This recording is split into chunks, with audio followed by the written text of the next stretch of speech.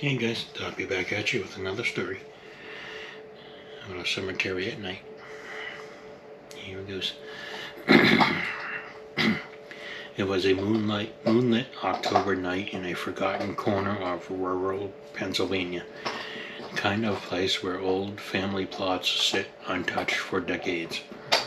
A group of 4 college friends, Alex, Mia, Jordan, and Sam, had driven out after a party, half daring each other to sneak into Union Cemetery, the one locals whispered about because of the bleeding headstone.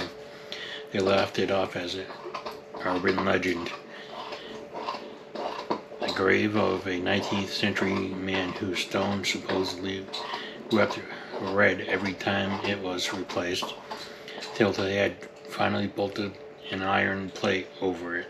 Still, the stories said if you stood there long enough at night, you'd hear dripping, even when it was bone dry. They parked on the dirt road shoulder, flashlights off to avoid drawing attention from the highway patrol. The iron gate was chained but loose enough to slip through. Inside, the air was colder, heavier, like stepping into a walk-in freezer. Moonlit filtered through bare branches, casting long shadows across tilted headstones and cracked marble angels. Fog clung low to the ground, swirling around their ankles.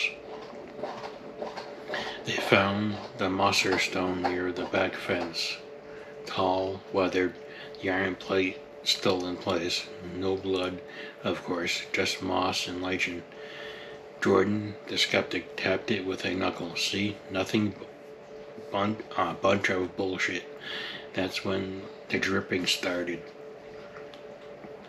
Soft at first, like a leaky faucet. Plink, plink. They froze. It came from behind the stone, steady, rhythmic. Alex swept his phone flashlight, nothing visible.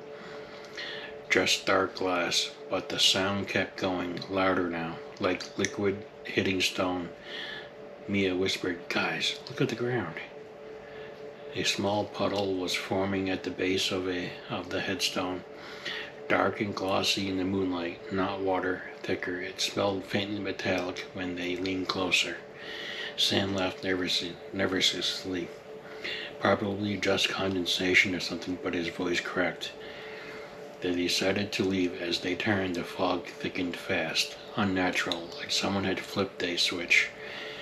Their flashlights dimmed, batteries dying one by one, even though they'd been fully charged. The path back to the gate vanished in the mist.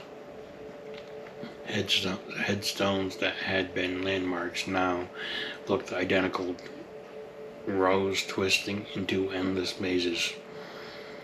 Then the whispers began. Not words at first, just low murmuring, overlapping voices, like a crowd talking far away. They couldn't make out sentences, but the tone was urgent, pleading. The group huddled, backs together. Jordan shouted, "This isn't funny, whoever is out there."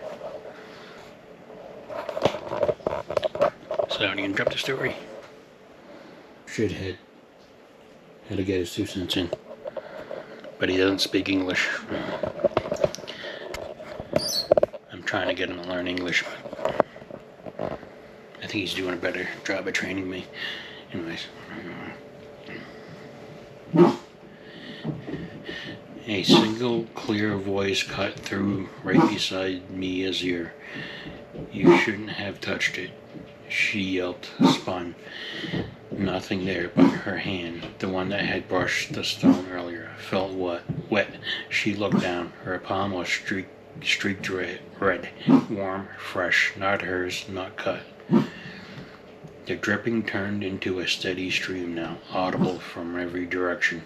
They ran blindly, crashing through fog, thorns tearing at their clothes. Sam tripped over a sunken grave marker, went down hard. When he pushed up, his hand sank into soft earth that hadn't been there before, like the ground had just opened enough to swallow his fingers. Something grabbed his ankle. Not a hand, colder, firmer, like roots wrapped around his skin. He screamed, kicked free, but the whispers were everywhere now. Names, dates, fragments of prayers. The fog parted for a second, and they saw it. Silhouettes rising from the graves, not full figures, just outlines, shoulders, heads turning slowly toward them. One near the muster stone stood taller, its face a blank oval under the moonlight, dripping from where eyes should be. They burst through the gate finally, lungs burning, piled into the car. Tires spun on gravel as Alex floored it. In the rear view, the cemetery receded, but the fog followed for half a mile before thinning.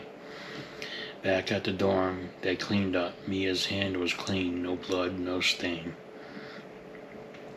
Sam's ankle had faint bruises like fingerprints, but they faded by morning. They never spoke about it again, not really. But on quiet nights, Alex still hears the dripping. Always starts around 3 a.m. like a reminder.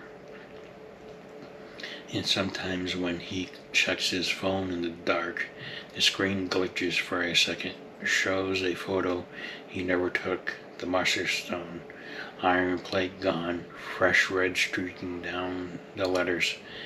They say the stone only bleeds when it's angry. They say it remembers who touched it, and it waits.